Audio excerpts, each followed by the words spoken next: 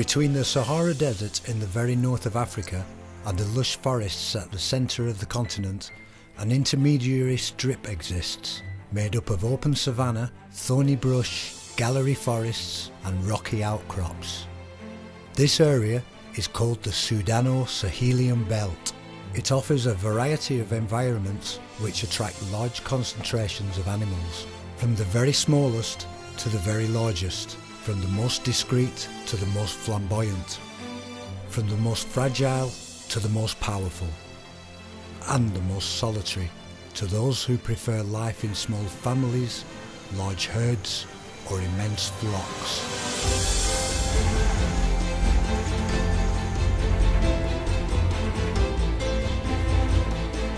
In this region, 6 months out of 12, not a drop of water falls, and the animals persist in looking for the very last pools. The other half of the year, this desert is becoming, in places, a real marsh, and all the animals, without exception, find themselves in a landscape flooded by deluges. An oasis at the gateway to the desert, these areas have for a long time also attracted men.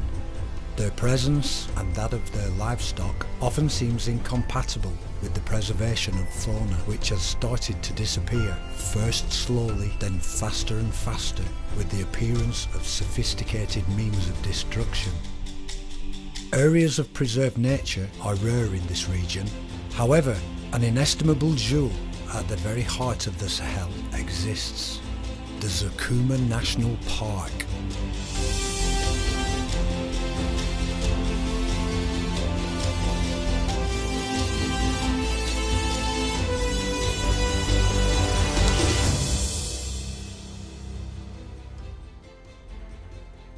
Today, there are no more than 500. It has become very difficult to see these wary and fierce giants who have been stalked and hunted for decades in the shrub-riddled savannah.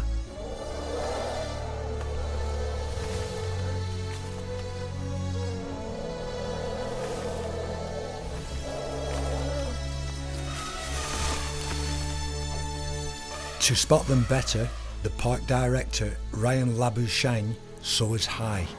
After a few minutes of looking, it's impossible not to spot the immense herd who are moving around the plain.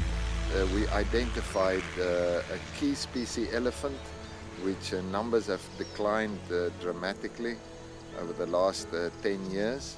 So we have identified that as our focus to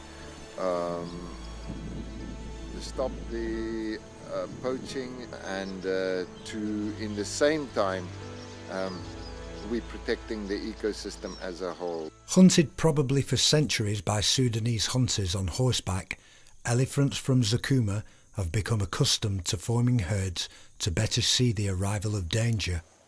The poachers have come to look for ivory, for which prices have risen over the last few years, to such a point that they kill elephants with ridiculously small tusks.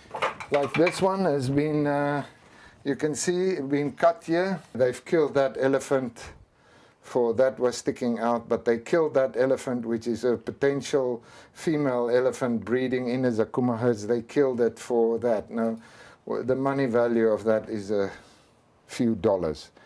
But we often see this. You see a lot of that ivory. There's nothing in it, but this elephant was killed just for that. In Zakouma, persecuted for a long time, elephants no longer have big tusks.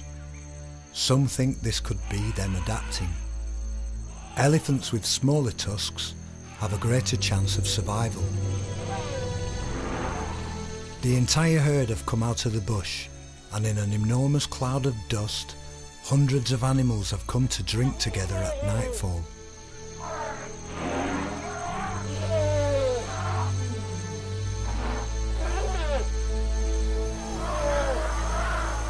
The slightest indication of an unusual shape or smell can make the herd flee in a fraction of a second.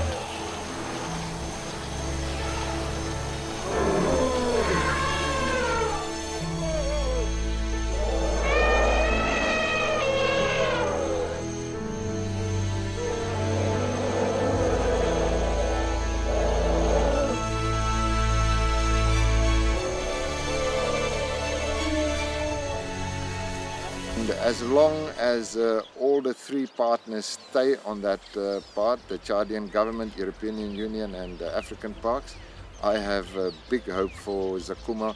It is already and still will become more and more something for Chad to be proud of and something in the region to be referred to if we talk about the conservation of important ecosystems.